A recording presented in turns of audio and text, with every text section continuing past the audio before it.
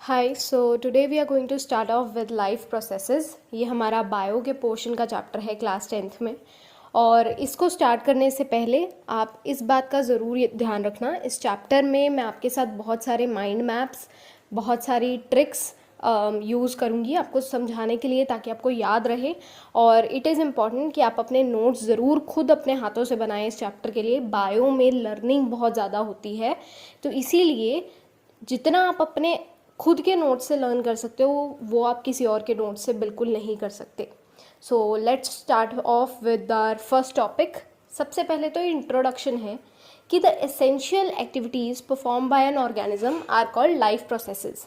ज़िंदगी में जो जो हम प्रोसेसेस करते हैं, न्यूट्रिशन का इंटेक करते हैं, मेटाबॉलिज्म हमारा जो उसे डाइजेस्ट करता है हमारे खाने को, हम ह्यूमंस रिप्रोड्यूस भी करते हैं, राइट, एक्सक्रीशन भी करते हैं, सांस भी लेते हैं, और हमारी बॉडी में खून का दायरा भी है जिसको इंग्लिश में ट्रांसपोर्टेशन बोलते हैं। इसका क्वेश्चन अक्सर बन सकता है, that is how can we know that a organism is living. क्या निशानियां हैं, क्या ऐसी चीज़ें हैं जिनसे हमें पता लग सकता है कि ये जो ऑर्गेनिज्म है ये ज़िंदा है। तो इन सारी चीज़ों को होने से हमें ये इंडिकेशन हो जाता है कि ये ऑर्गेनिज्म एक ज़िंदा ऑर्गेनिज्म है जो कि ये सारे लाइफ प्रोसेसेस कर रहा है। अब इसके बाद न्यूट्रिशन क्या है, व्हाट इज़ न्यूट्रिशन। अभी हमने रीड करा ना, ये हमारा एक लाइफ प्रोसेस है। What is nutrition, the process of intake and utilisation. Utilisation का मतलब है यूज़ होना, ठीक है। जो हमने खाना खाया और उसको पचाना और उसको यूज़ करना, इसको बोलते हैं न्यूट्रिशन। न्यूट्रिशन के दो मेन टाइप्स हैं, ऑटोट्रॉफिक और हेट्रोट्रॉफिक। ऑटोट्रॉफिक में क्या होता है, हम इनऑर्गेनिक सब्सटेंसेस से ऑर्गेनिक फूड बनाते हैं। हम नहीं बनाते एक्चुअली, प्लांट्स बनाते हैं, सिर्फ प्लांट्स में होता है फोटोसिंथेसिस प्रोसेस से। फोटोसिंथेसिस एक प्रोसेस है जिसकी वजह से प्लांट्स अपना खुद का खाना बनाते हैं। और हेट्रोट्रॉफिक क्या है, जो हम हैं, हम ऑटोट्रॉफिक पे डिपेंड करते हैं। ये एग्जांपल्स हैं नीचे दोनों की। अब एक चीज़ आप ऐड ऑन कर सकते हो इसमें, अगर डिफरेंस में आप चाहो तो, कि जो लीव्स होते हैं वो ग्रीन कलर के होते हैं, राइट। और ग्रीन कलर क्यों होता है, due to presence of a green pigment called chlorophyll. ये आप लिख सकते हो डिफरेंस में, that a green pigment called chlorophyll is necessary in autotroph but no such pigment is necessary in heterotroph। तो एक और डिफरेंस आपका बन सकता है, बाय चांस अगर कभी 3 मार्क्स में आ जाए तो आप ये लिख सकते हो।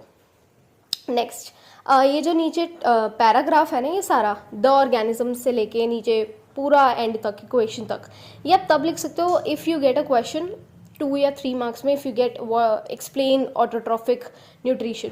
अब इसमें क्या है, फोटोसिंथेसिस को यूज़ करके ऑटोट्रॉफिक न्यूट्रिशन, प्लांट्स अपने लिए खुद का खाना बनाते हैं। और ये इक्वेशन दी हुई है विच इज़ वेरी इंपॉर्टेंट।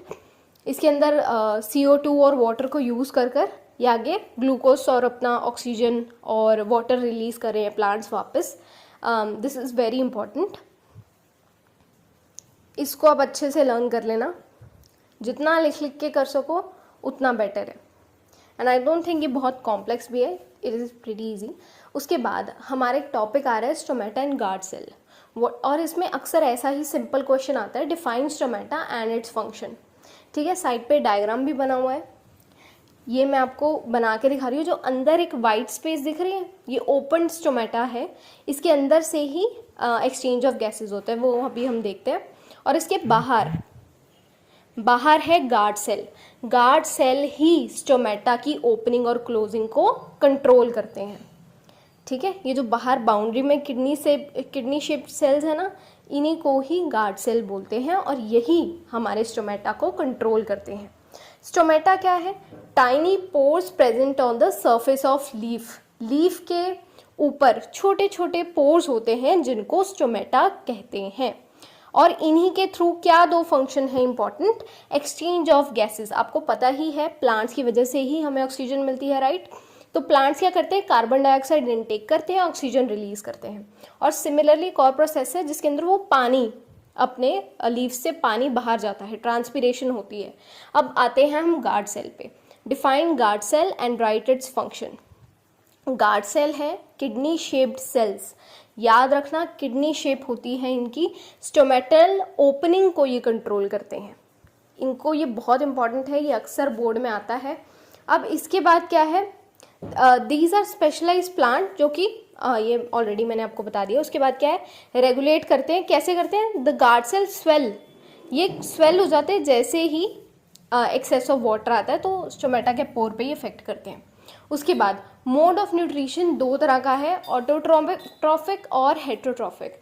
अब हेटरोट्रॉफिक आगे आगे 3 सब टाइप्स भी हैं और ये इंपॉर्टेंट है, ठीक है। अब इनको ज़रा ध्यान से देखते हैं, सेप्रोट्रॉफिक, पैरासाइटिक, होलोजोइक। और इसके अंदर क्या है, सेप्रोट्रॉफिक में क्या है, लेट्स स्टडी अबाउट दैट। जब एक organism dead plants, dead animal body के ऊपर फीड करे तो उसे बोलते हैं सेप्रोट्रॉफिक न्यूट्रिशन। अब इसकी एग्जांपल्स क्या हैं, yeast, mushroom, vultures. Okay, so now we move on to next category जो कि है पैरासाइटिक न्यूट्रिशन, जो कि हम अक्सर अपने आसपास भी देखते हैं। इसके अंदर क्या होता है, जो भी ऑर्गेनिज्म होता है it finds an other host organism जिसके ऊपर वो फीड करता है। अब इसमें क्या है, जैसे कि फॉर एग्जांपल हमारे सिर के ऊपर लाइस या फिर जो डॉग्स होते हैं उनको टिक्स लग जाते हैं। होलोजोइक न्यूट्रिशन क्या है, जब भी हम फूड को इनटेक करके अपने अंदर उसको डाइजेस्ट करें। For example human beings, amoeba अभी हम आगे जाकर डिस्कस करेंगे। Human beings we are right, हम लोग खाना खाते हैं और हमारी बॉडी के अंदर जाके वो डाइजेस्ट होता है। अब आता है question, how do organism obtain their food. जो यूनिसेलुलर ऑर्गेनिज्म है, सबसे पहले उनका डिस्कस करते हैं कि अमीबा और पैरामीशियम ये अपना फूड कैसे डाइजेस्ट करते हैं। Let's see first of all for amoeba, ये याद रखना ये सिंगल सेल ऑर्गेनिजम्स हैं और ये जो अमीबा है ना ये इरेगुलर होता है, it is irregular in shape, इसकी कोई फिक्स शेप नहीं होती। अब ये देखो उसके सामने फूड पार्टिकल पड़ा है, ये धीरे धीरे क्या करेगा, सूडोपोडिया लेके आएगा अपने, इनको बोलते हैं फॉल्स फीट। फॉल्स फीट से धीरे धीरे धीरे धीरे फूड वैक्यूल के आगे धीरे धीरे उसको इनगल्फ करने की तैयारी करेगा और धीरे धीरे उसको इंडाइजेस्ट कर लेगा, इनटेक कर लेगा। इनटेक करने के बाद उसको पचाएगा अपनी बॉडी में और फिर उसको वेस्ट बना के बाहर थ्रो कर देगा। यही जो चीज़ें हमने डायग्राम में देखी हैं उसी का ये साइड पे फ्लो चार्ट बना हुआ है। सूडोपोडिया, सूडोपोडिया से खाना अंदर आया, खाना अंदर करने के बाद डाइजेशन हुई, अनडाइजेस्टेड फूड बना, उसको बाहर फेंक दिया। ओके, और इसी का ही साइड पे जो न्यूट्रिशन के नीचे देख रहे हो ये सारे इसी के वर्ड्स हैं। 5 पॉइंट्स बनेंगे इसके आंसर में और उसके अंदर ही आपको ये सब लिखना भी है।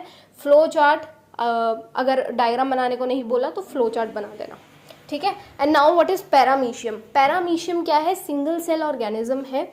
इसके अंदर क्या होता है, सीलिया। सीलिया क्या होता है, हेयर लाइक प्रोजेक्शंस होती है, हेयर लाइक स्ट्रक्चर है जो कि present on all over body, पूरी बॉडी पे ये प्रेजेंट होते हैं। अब ये बात याद रखना, पैरामीशियम की फिक्स शेप होती है, ओके। और न्यूट्रिशन के 5 पॉइंट्स हैं, इनको आपको एज इट इज़ अपने आंसर में लिखना है। इन दोनों में फ़र्क क्या है, amoeba uses pseudopodia, paramecium uses cilia, hair like structure, ताकि अपने खाने तक पहुंच सके, ठीक है। अपना खाना इनटेक करने के लिए दो ये इन स्ट्रक्चर्स का यूज़ करते हैं।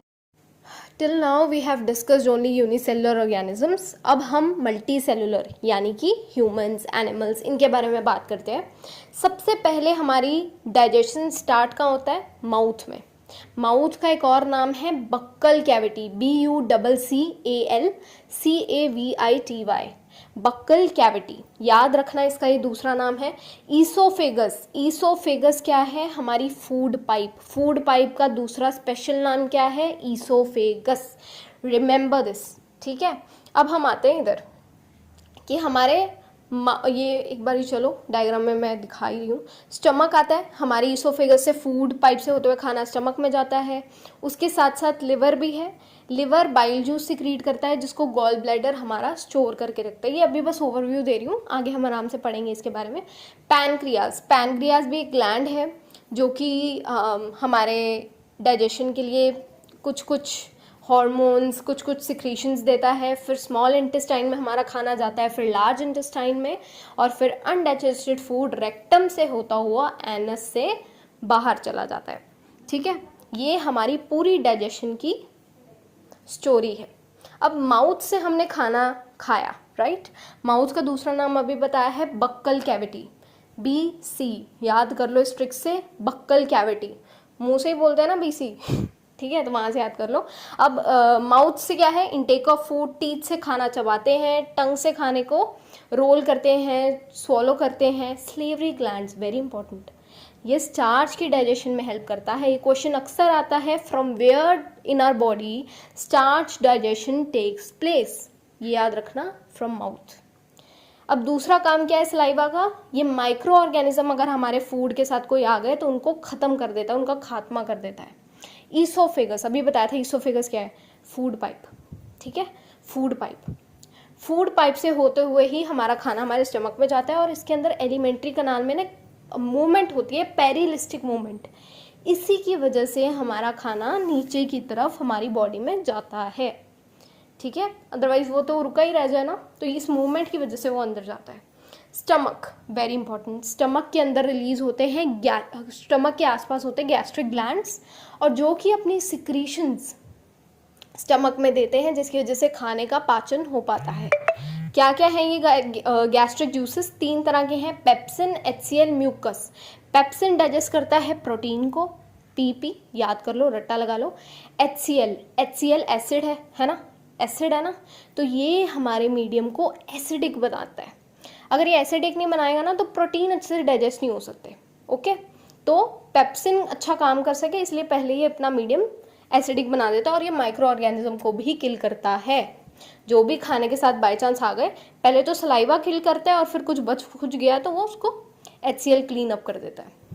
अब म्यूकस क्या है, जो जब हमें ज़ुकाम हो जाता है तो नली बहती है ना, उसको म्यूकस बोलते हैं, और वो हमारे पेट में भी होता है। क्योंकि हमारे पेट में HCl है, तो हमारे पेट को, हमारी पेट की लाइनिंग को बचाए रखने के लिए mucus as a protective shield काम करता है। ओके, इतनी बात का ध्यान रखना। अगर म्यूकस नहीं होगा तो हमारी बॉडी की इनर लाइनिंग खराब होने के चांसेस होते हैं, अल्सर्स हो जाते हैं फिर। ओके, अब उसके बाद आता है स्मॉल इंटेस्टाइन। स्मॉल इंटेस्टाइन में आते हैं इंटेस्टाइनल एंजाइम रिलीज होते हैं, और वो क्या डाइजेस्ट करते हैं, 3 चीज़ें डाइजेस्ट करते हैं, कार्बोहाइड्रेट, फैट, प्रोटीन। और ये किस किस में डाइजेस्ट होते हैं वो भी बहुत ज़रूरी है लर्न करना। Carbohydrate to glucose, fats to fatty acids and glycerol, और प्रोटीन टू एमिनो एसिड। करता कौन है फैट्स को डाइजेस्ट, लाइपेस, प्रोटीन को ट्रिप्सिन, ये भी हम आगे देखेंगे। बस इतना याद कर लो अभी यहाँ पे कि किस किस में ये टूटते हैं, किस किस में डाइजेस्ट हो रहे हैं। Carbohydrate glucose, fats, fatty acid and glycerol, protein, amino acids.